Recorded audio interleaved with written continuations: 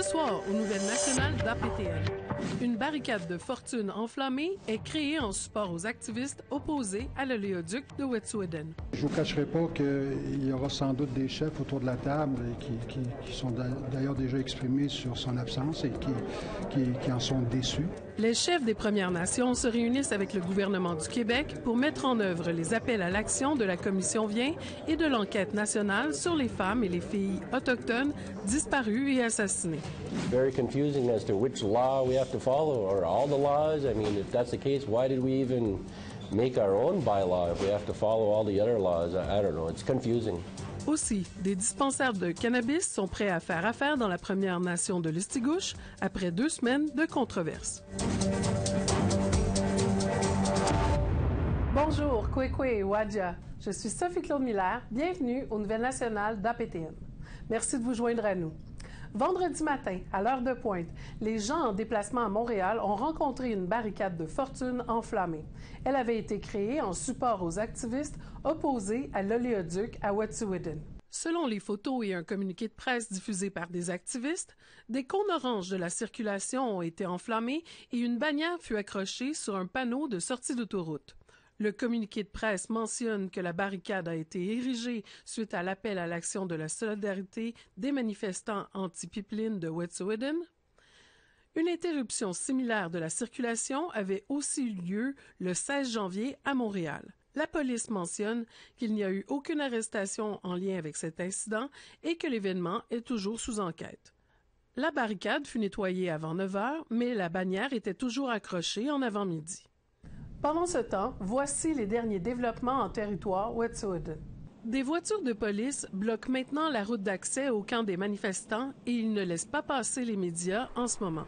La Gendarmerie royale affirme qu'ils vont attendre 7 jours pour permettre les négociations de suivre leur cours, avant d'imposer une injonction de la Cour suprême de la Colombie-Britannique qui permettrait Coastal GasLink d'opérer en territoire Wet'suwet'en.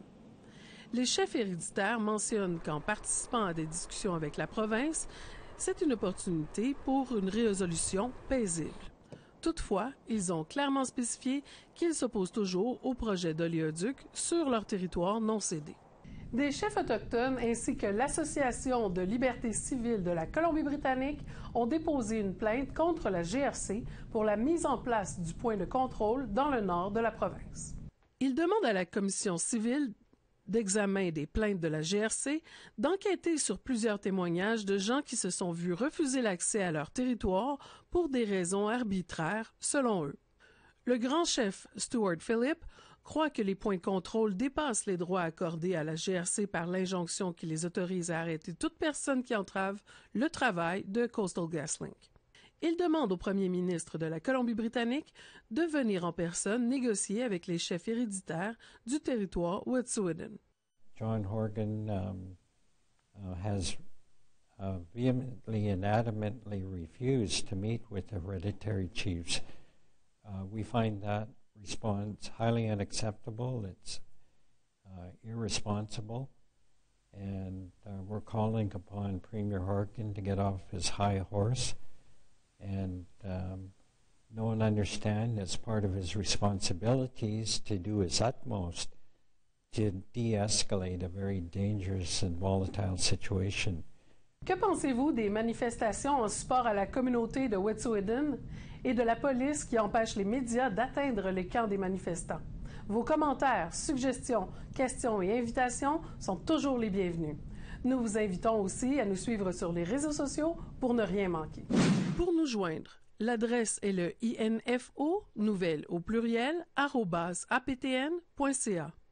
Retrouvez-nous sur Facebook au @nouvelles au pluriel APTN en un mot et sur Twitter @nouvelles au pluriel APTN. Récemment, les dirigeants des Premières Nations ont rencontré une seule représentante du gouvernement du Québec pour aborder les recommandations formulées dans le rapport de la Commission Vient et l'enquête nationale sur les femmes et les filles autochtones disparues et assassinées. Un reportage de Lindsay Richardson. Les chefs et les conseillers juridiques sont entrés dans la salle de conférence munis de documents et prêts à prendre place à la table de discussion. Mais une personne brillait par son absence lors de cette réunion de mise à jour sur la commission d'enquête vient, le premier ministre du Québec, François Legault. Je ne vous cacherai pas qu'il y aura sans doute des chefs autour de la table qui sont d'ailleurs déjà exprimés sur son absence et qui en sont déçus. Sylvie Damour, ministre du Québec responsable des Affaires autochtones, a été envoyée à la place de M. Legault. Ces deux rapports qui sont sur la table, moi, je n'ai pas fait une blague en disant que je ne voulais pas qu'ils soient sur la tablette et qu'ils prennent la poussière. Le rapport de la commission d'enquête vient du Québec a été déposé à peine quelques mois après la publication du rapport de l'enquête nationale sur les femmes et les filles autochtones disparues ou assassinées. Il s'agit d'un document volumineux de 488 pages portant sur l'ensemble des problèmes systémiques que rencontrent les peuples autochtones. La délégation des chefs s'est présentée à Montréal avec un plan de travail visant à résoudre progressivement les enjeux en matière de relations, de services et de politique. Cependant, Mme Damour a déclaré aux journalistes être préoccupée par certaines omissions.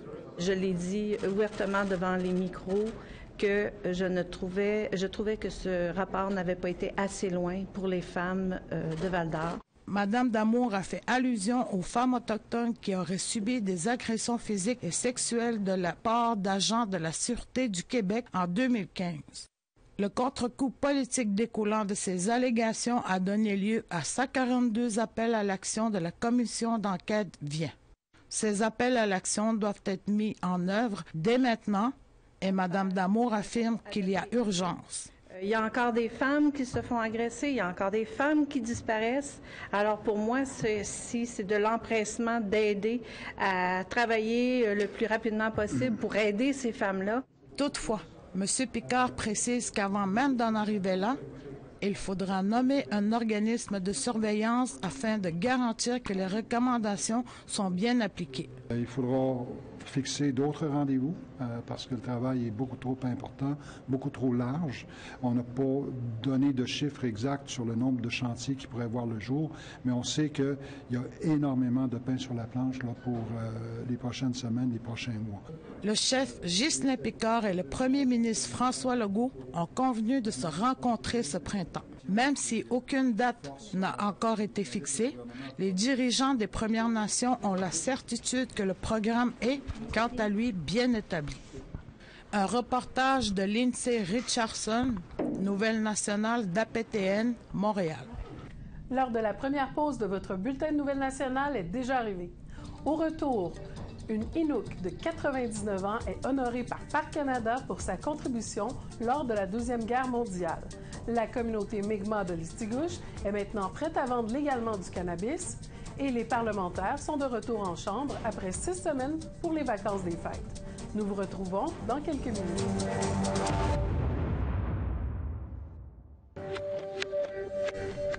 Re-bienvenue aux Nouvelles nationales d'APTN.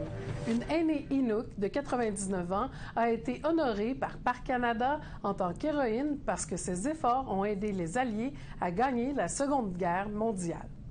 Kapik Atagoutiak a parlé à Gatineau de l'importance de la collaboration pour la survie. Elle a dit que pendant la Seconde Guerre mondiale, on a demandé aux adultes de son camp de recueillir des ossements d'animaux. Ces ossements ont ensuite été expédiés vers le sud pour être transformés en munitions, en colle et en engrais. Parc Canada affirme que des tonnes d'ossements ont été rassemblés par les Inuits des communautés du Nunavut pour contribuer à l'effort de guerre. Son histoire inédite est enfin racontée. Kataisi Atagoutiak, la fille de Kapik, comptait parmi les nombreux membres de la famille qui ont assisté à la cérémonie. When they started hearing about the war, it was the whole, not just the community that was involved in picking the bones, it was all the communities that were surrounding the area that they were living in. So it was, they help each other. So it's very, very important that this is the story of Inuit, and the story came from my mom, because she witnessed it herself. So it's very important for the history of Inuit and also for the history of Canada too. Au Québec, des dispensaires de cannabis sont prêts à faire affaire dans la Première Nation de l'Estigouche. Après 2 semaines de controverses ayant commencé par des descentes, des saisies et des arrestations, l'Estigouche va maintenant de l'avant en matière d'autonomie gouvernementale pour le cannabis et la guérison de vieilles blessures. Voici un reportage d'Angel Moore. Smoke Shop 69 vend littéralement du cannabis et possède un permis temporaire de 12 semaines. Celui-ci a été octroyé par le gouvernement de l'Estigouche en attendant la mise en place d'une réglementation. I want to follow the rules. I want to give back. I don't mind paying a certain percentage back to the community, you know. I have no problem doing that whatsoever. And we do need regulations to, you know, to safeguard the product for the general public. I agree with that, but, I mean, they weren't ready, so... Il y a 2 semaines, des descentes ont eu lieu dans des magasins et les gens ont été arrêtés. Morrison a été accusé de possession et de trafic. La communauté s'est indignée du fait que la SQ était également sur les lieux à aider la police de l'Estigouche. We have a bad history with the Quebec police, and I think that the anger of the people that day, you know, whether I don't agree with people calling names and threats or anything like that, but the anger itself, I think it was justified. La vieille blessure remonte à la crise du saumon de 1981. La SQ est entrée dans la communauté pour empêcher les Micmacs de pêcher le saumon dans la rivière Restigouche. Donald Barnaby affirme ne plus faire confiance à la SQ depuis ce jour-là. They started chasing us for no reason at all, and I was put to the ground. Well, they stood like this with their batons and like baseball bats and told me to stop. So I put the brakes on and said, "Hold it. This is it." Depuis, le gouvernement de l'Estigouche gère sa propre pêche au saumon et maintenant, ils font valoir leur propre loi sur le cannabis. Le conseiller Chad Gédéon affirme que cela s'inscrit dans l'autonomie gouvernementale. Accountability and transparency. That's the main thing. We don't want like a free-for-all, you know, because, like I said, Chief of Council are there to create governance and laws and policies, because creating laws is how we exercise our sovereign right as a nation. À l'heure actuelle, 10 permis temporaires ont été délivrés. Un bureau de contrôle du cannabis est en train d'être mis en place pour réglementer les permis et les dispensaires. Toutefois, Morrison affirme que jusqu'à ce que cela se reproduise, il n'est toujours pas certain des règles à suivre. It's very confusing as to which law we have to follow, or all the laws. I mean, if that's the case, why did we even make our own bylaw if we have to follow all the other laws? I don't know. It's confusing. Morrison n'est pas certain qu'il restera en affaires pendant longtemps. À la fin du mois de mars, il devra comparaître au tribunal pour les accusations de possession portées contre lui. Un reportage d'Angel Moore, Nouvelle nationale d'APTN, Première Nation de l'Estigouche. Après un congé de 6 semaines, le Parlement canadien est de retour au travail. Le NPD a profité de l'occasion pour poser des questions sur un anniversaire impliquant le Tribunal des droits de la personne, et cela fait 4 ans que le tribunal a statué que les enfants des Premières Nations pris en charge avaient été victimes de discrimination. Voici un reportage de Todd Lamirande. Le chef du NPD, Jagmeet Singh, a pris le premier ministre à partie à propos de l'anniversaire célébré récemment. 4 years ago, First Nations kids won a historic victory in the Human Rights Tribunal. The tribunal found that the government discriminated First Nations kids and denied basic healthcare services. L'an dernier, le tribunal a également ordonné au gouvernement de verser une indemnité de 40 000 $ à chaque enfant et aidant naturel concerné. L'échéance pour déterminer la façon dont devait être versée l'indemnité était le 29 janvier. Cependant, elle a été repoussée au 21 février.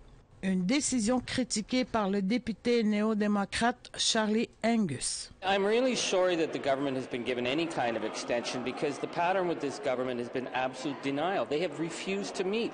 Over a year ago, they told the Human Rights Tribunal they were not going to sit down and negotiate a solution.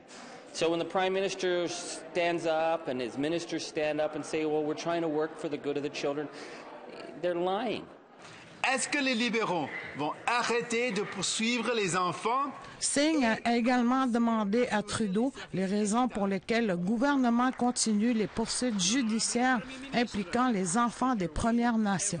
Indépendamment du tribunal, le gouvernement conteste la certification du recours collectif portant sur la discrimination en matière de protection de l'enfance, même si l'automne dernier, le ministre des Services autochtones Marc Miller et le ministre de la Justice David Lametti ont appuyé la certification. Toutefois, Trudeau n'a pas vraiment répondu à la question de Singh. We have ensured that we're respecting Jordan's principle. Under the last years of the previous government, 0 cases were approved under Jordan's principle, and since then, hundreds of thousands of approvals under Jordan's principle have made a real difference in the lives of Indigenous children across this country. The reality is you can't trust the Trudeau government on anything they say about making it right for First Nation kids. They have fought every step of the way. The pattern is clear. They have denied rights. They have watched children die. En ce qui concerne l'ordonnance d'indemnité du tribunal, le cabinet du ministre des Services aux Autochtones, Marc Miller, a déclaré que le gouvernement avait besoin de plus de temps. Un reportage de Todd Lamiran, Nouvelle nationale d'APTN, Ottawa. C'est maintenant la dernière pause commerciale de votre bulletin de Nouvelles nationales. Au retour, nous recevons le comédien et président de la Fondation Jasmin Roy, Sophie Desmarais, qui vient nous parler du tout premier sommet international de l'éducation 2020. À tout de suite.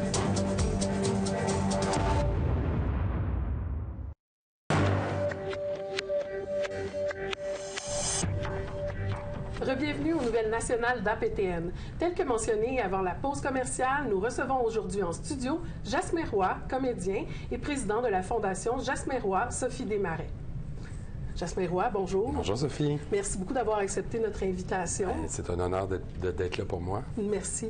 Alors, on se rencontre aujourd'hui pour parler du tout premier sommet international de l'éducation.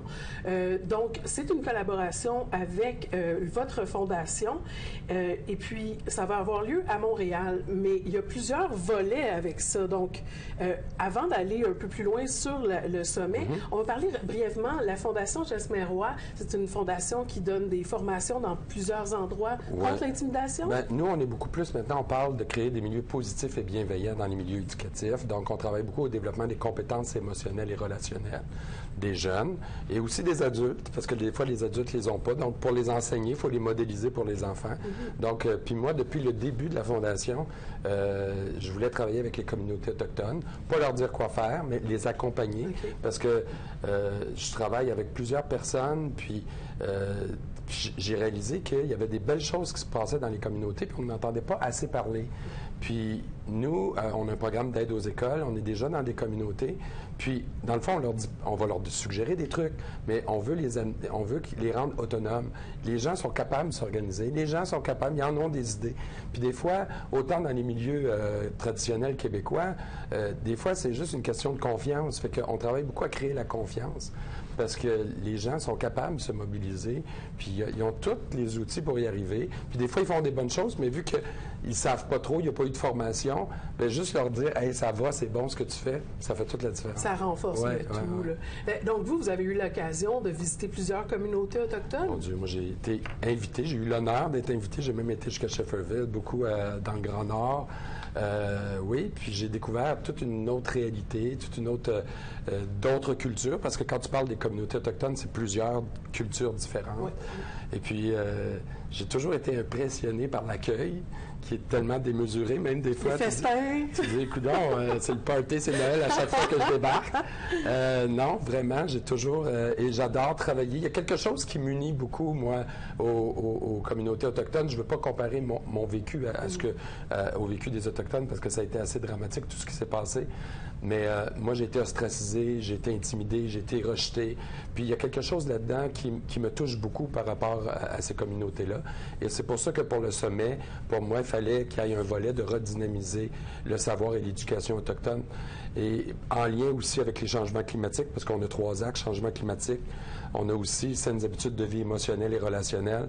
Je trouvais que tout ça allait ensemble. Comment on doit apprendre à mieux communiquer ensemble? Saines habitudes de vie émotionnelles et relationnelles. Vérité et réconciliation, ça veut dire quoi? Changement climatique, respect de l'environnement, éco-responsabilité. Je pense qu'on a beaucoup à apprendre des Premières Nations. Puis, dans ce sommet-là, évidemment, on a des spécialistes qui viennent de partout dans le monde. On est sous le patronat de l'UNESCO.